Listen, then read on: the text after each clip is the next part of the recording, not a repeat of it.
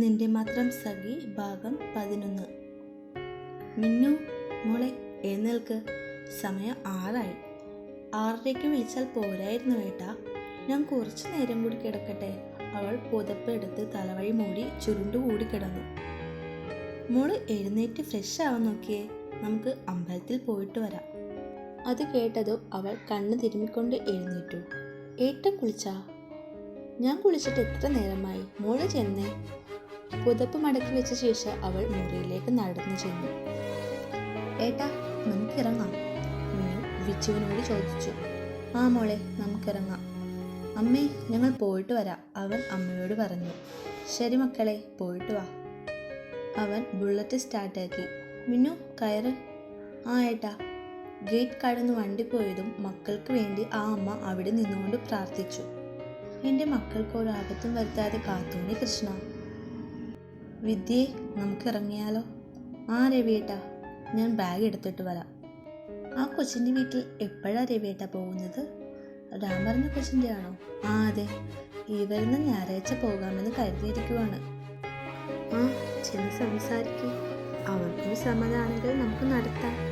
ആ സമ്മതിച്ചാൽ മതിയായിരുന്നു. അവൻ വേറെ ഒന്നിനെ സമ്മതിക്കില്ല. ജാതകത്തിൽ ഇപ്പോഴാണ് മംഗല്യയോഗം. സ്കൂളിൻ്റെ വാതിൽക്കൽ വിദ്യയെ ഇറക്കിയ ശേഷം അയാൾ ഓഫീസിലേക്ക് പോയി. ശ്രീകോവിലിനുള്ളിൽ നിന്ന് പ്രാർത്ഥിക്കുമായിരുന്നു മിന്നു. ഇന്നലെ രാത്രിയിൽ കണ്ട സ്വപ്നമായിരുന്നു മനസ്സിൽ നിറയെ. അമ്പലത്തിൽ വന്നപ്പോൾ തന്നെ അവൾക്ക് പകുതി ആശ്വാസമായി. ഏട്ടന് താമരപ്പൂ കാണണ്ടേ, വാ. മിന്നു അവൻ്റെ കൈ പിടിച്ച് അമ്പലക്കുളത്തിലേക്ക് നടന്നു. വിച്ചുവേട്ട എന്ന് വിളിച്ചുകൊണ്ട് ഒരു പെൺകുട്ടി അവനടുത്തേക്ക് വന്നു. ആ ഇതാര്, ചിത്തുവോ? അവൻ പുഞ്ചിരിയോട് ചോദിച്ചു. ഇത് അനിയത്തിക്കുട്ടിയാണോ? അവൾ മിന്നുവിനെ നോക്കി ചോദിച്ചു. അതെ, ഇത് മിന്നു. നീ ഒറ്റക്കാണോ വന്നേ? അവനില്ലേ? അപ്പുവേട്ടനും വന്നിട്ടുണ്ട്, ഞാൻ വിജുവേട്ടനെ കണ്ടതുകൊണ്ട് വന്നതാ. ഏട്ടാ ഞാനെന്നാ അങ്ങോട്ട് നടക്കാം, ഏട്ടൻ വന്നാൽ മതി. മിന്നു ചിത്തുവിനെ നോക്കി പുഞ്ചിരിച്ചുകൊണ്ട് അങ്ങോട്ടേക്ക് നടന്നു.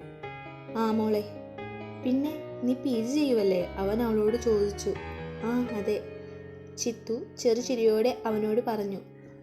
കുളത്തിലേക്ക് കടന്നപ്പോഴാണ് മിന്നു ആരെയോ ആയി ഇടിക്കുന്നത്. രണ്ടുപേരും നെറ്റിയിൽ ഒഴിഞ്ഞുകൊണ്ട് പരസ്പരം നോക്കി. തനിക്ക് ഇതുവരെ ആയിട്ട് ഈ ശീലം മാറ്റാനായിട്ടല്ലേ? സാറല്ലേ ഇങ്ങോട്ട് വന്നിടിച്ചത്, എന്നിട്ട് എന്നെ കുറ്റം പറയുന്നോ? അതെ, അന്നത്തെ പോലെ വഴക്കിടാനാണ് ഉദ്ദേശമെങ്കിൽ ഞാനല്ല. ഇത് പറയുന്നത് കേട്ടാൽ തോന്നുമല്ലോ ഞാൻ മനഃപൂർവ്വം വന്ന് ഇടിച്ച് വഴക്കുണ്ടാക്കാൻ ശ്രമിച്ചതാണെന്ന്. എടോ, ഞാൻ അങ്ങനെയല്ല പറഞ്ഞത്. സാറൊന്നും പറയണ്ട. വിച്ചുവും ചിത്തുവും അവരുടെ അടുത്തേക്ക് വന്നു. അപ്പോ വിച്ചുവിനെ കണ്ടപ്പോൾ അവൻ അവൻ്റെ അടുത്തേക്ക് ചെന്നു. വിച്ചു, ഇവർ തമ്മിൽ അറിയോ? മിന്നു മനസ്സിൽ ആലോചിച്ചു. എത്ര നാളായിട കണ്ടിട്ട്. വിച്ചു അത് പറഞ്ഞുകൊണ്ട് അവൻ്റെ തോളിൽ കൈയിട്ടു. പിന്നെ എന്തൊക്കെയുണ്ട് വിശേഷം, സുഖമല്ലേടാ? അപ്പു ചോദിച്ചു. സുഖം, നിനക്കോ? എനിക്കും സുഖമാടാ. ഇന്ന് അപ്പുവേട്ടൻ്റെ പെരുന്നാളാണ് വിച്ചുവേട്ടാ. അതെനിക്കറിയാമല്ലോ, അതാണ് ഞാൻ ഇന്ന് അമ്പലത്തിൽ വന്നത്. Happy birthday my dear Appu. Thank യുടാ. മോളെ, ഇതേട്ടൻ്റെ ബെസ്റ്റ് ഫ്രണ്ടാണ് ആരുഷ്. ഡാ, ഇതെൻ്റെ അനിയത്തി മിന്നു. എൻ്റെ സ്റ്റുഡൻ്റാണ് മേഘ്ന. അവൻ അവളെ നോക്കിക്കൊണ്ട് പറഞ്ഞു. ആഹാ, ശ്രീയു അവിടെയാണ്. അവനെ ഞാൻ കാണാറുണ്ട്. എന്നാൽ ഞാൻ ചെല്ലട്ടെ, ഇവളെ കോളേജിൽ ആക്കിയിട്ട് വേണം എനിക്ക് പോകാൻ. നമുക്കൊന്ന് കാണണം, ഞാൻ നിന്നെ വിളിക്കാം. ശരിയടാ, നമുക്ക് കാണാം, നീ വിളിച്ചാൽ മതി. ഏട്ടാ താമരപ്പൂ കാണണ്ടേ? അവർ പോയതും അവൾ അവനോട് ചോദിച്ചു. കാണണം. എന്നാ വാ. അവൾ അവൻ്റെ കയ്യിൽ പിടിച്ചുകൊണ്ട് അങ്ങോട്ടേക്ക് നടന്നു. വിരിഞ്ഞു നിൽക്കുന്ന താമരയെ കാണുന്തോറും മിന്നുവിൻ്റെ ചൊടിയിൽ പുഞ്ചിരി വിരിഞ്ഞു. പോകാം മോളെ. പോകാം ഏട്ടാ. ഏട്ടാ ബ്രേക്ക്ഫാസ്റ്റ് എടുക്കട്ടെ? ആ മോളെ, എടുത്തോ. മിന്നു അവനുള്ളതും അവൾക്കുള്ളതും എടുത്തു. മോൾക്ക് ഏട്ടനോട് എന്തെങ്കിലും ചോദിക്കാനുണ്ടോ? ഏയ് ഇല്ല ഏട്ടാ. ആരുഷ് സാറുമായി എങ്ങനെയാണ് പരിചയം? ഞങ്ങൾ ഒരുമിച്ചാണ് മിന്നു പഠിച്ചത്. ഞാൻ പറയാറില്ലായിരുന്നു അപ്പുവിനെ കുറിച്ച്, നീ മറന്നോ? ഓ, അപ്പോൾ ഇതായിരുന്നല്ലേ അപ്പു ഏട്ടൻ 24 മണിക്കൂറും പറയാറുള്ള? അതെ. ഇങ്ങോട്ട് വന്നിട്ടില്ലേ അപ്പോൾ? വന്നിട്ടുണ്ട്. ഞാൻ കണ്ടിട്ടില്ലല്ലോ. അപ്പോൾ രാജേശ്വരി ആൻറ്റിയുടെ വീട്ടിൽ വെക്കേഷന് നിൽക്കാൻ പോയിരിക്കുമായിരുന്നു നീയും ലച്ചുവും. അവനിവിടെ ഒരാഴ്ച നിന്നിട്ടുണ്ട്. ഓഹോ, അവൾ ആലോചിച്ചു. ആ അങ്ങനെ. കഴിച്ചിട്ട് കോളേജിൽ പോകാൻ നോക്ക്. ആ ഏട്ടാ. മുറ്റത്ത് ഹോണടി ശബ്ദം കേട്ടാണ് മിന്നു ബാഗുമായി ഇറങ്ങിയത്. ഇന്നെന്താ കാർ? അവൾ അകത്തേക്ക് കയറി ചോദിച്ചു. എൻ്റെ മിന്നു, ബസ്സിൽ കയറിയ ചമ്മന്തിയാവും. ശ്വാസം പോലും വിടാനുള്ള ഗ്യാപ്പില്ല. ഇനി നമുക്ക് ഇങ്ങനെ പോകാം. മിന്നുവിന് അന്ന് ലച്ചു പറഞ്ഞതോർത്ത് ചിരി വന്നു. പോകാം? ആ ശ്രീയേട്ട പോകാം. അതെ, എല്ലാവരോടും ഓഡിറ്റോറിയത്തിലേക്ക് ചെല്ലാൻ പറഞ്ഞു. എൻ്റെ അള്ള, എന്താ രസു? ഒരു പേടി.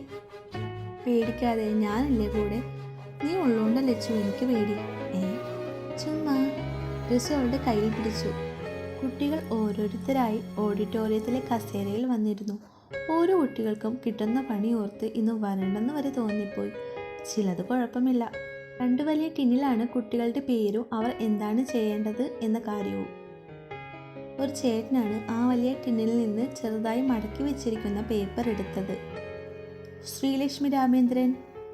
ഞാനാണ്. ലച്ചു ഇരുന്നിടത്ത് നിന്ന് എഴുന്നേറ്റ് അവരുടെ നേരെ കൈവീശി കാണിച്ചു. അവർ അങ്ങോട്ട് ചെല്ലാൻ പറഞ്ഞു. എടുത്തോളൂ. ചേട്ടനെയോ? അവൾ അന്തം വിട്ട് ചോദിച്ചു. എന്നെയല്ല, ഈ ടിന്നിൽ നിന്ന് നിനക്കുള്ള ടാസ്ക് എടുക്കാൻ എന്നങ്ങനെ പറയണ്ടേ?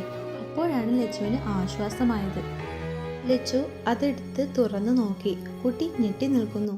എന്താ കിട്ടിയേ? ആ ചേട്ടൻ അവളോട് ചോദിച്ചു. Dance, classical dance. എന്നാ പോയി കളിക്ക്, അവൻ പറഞ്ഞു. ലച്ചു ചാടിത്തുള്ളിയാണ് സ്റ്റേജിലേക്ക് കയറിയത്. പാട്ട് തുടങ്ങിയതും ലച്ചു ഡാൻസ് കളിക്കാനുള്ള തയ്യാറെടുപ്പ് തുടങ്ങി.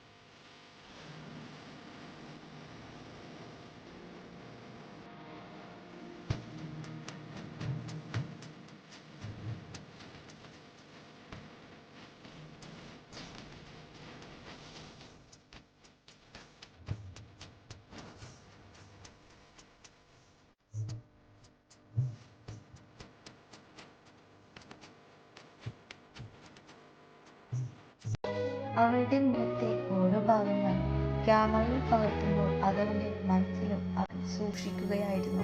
ഹിമുവിന് കിട്ടിയത് ബലൂൺ കാലിൽ കെട്ടിയിട്ട് ചവിട്ടി പൊട്ടിക്കാനായിരുന്നു.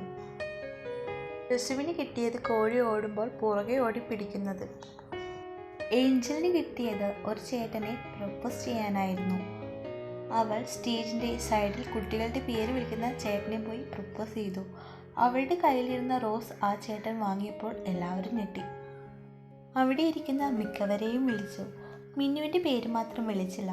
തൻ്റെ പേര് ഉണ്ടാവരുത് എന്നായിരുന്നു മിന്നുവിൻ്റെ പ്രാർത്ഥന. മേഘ്ന രവീന്ദ്രൻ. മൈക്കിലൂടെ തൻ്റെ പേര് വന്നതും മിന്നു എഴുന്നേറ്റ് മുന്നിലേക്ക് നടന്നു. അവിടെ ചെന്ന് അതെടുത്തു. അത് കണ്ടതും മിന്നു ഞെട്ടി. ഒരു മൂളിപ്പാട്ട് പോലും പാടാതെ തനിക്ക് കിട്ടിയത് പാടാൻ. ചേട്ടാ, എനിക്ക് പാടാൻ അറിയില്ല. വേറെ എന്തെങ്കിലും കിട്ടുമോ? ഞാൻ വേറെ എടുക്കാം. അത് പറ്റില്ല, ഇത് തന്നെയാണ്, അവൻ പറഞ്ഞു. ചേട്ടാ പ്ലീസ്. അവനൊന്നും മിണ്ടാതെ മൈക്ക് അവൾക്ക് നേരെ നീട്ടി. മിന്നു മൈക്ക് വാങ്ങി സ്റ്റേജിലേക്ക് കയറി.